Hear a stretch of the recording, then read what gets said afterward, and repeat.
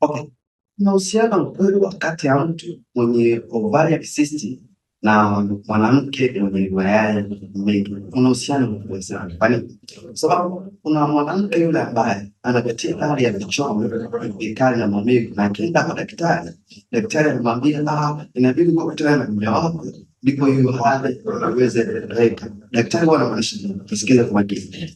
Daktari huwa anamaanisha kwamba huyu mtu anapitia vichomi kwa sababu ana mayai mengi. Yale mayai yanahitaji kurutubishwaji kusudi aweze kuondokana na hiyo changamoto. Ndio maana anamwambia akutane na mume wake ili kusudi apone hiyo changamoto ya maumivu mengi. Simaanishi kwamba mtu mwenye ovarian cyst hapaswi kutumia dawa au basi kutibiwa, anatakiwa kutibiwa ili kusudi aondokane na changamoto yake. Ila kama una ovarian cyst, utakapotibiwa maana yake una mayai mengi, yaweza kuwa tayari na mayai mengi. Utakapotibiwa utaweza kupata ujauzito na kizazi chako hakuna mtu yeyote atakayeweza kuzuia, kwa sababu una mayai mengi.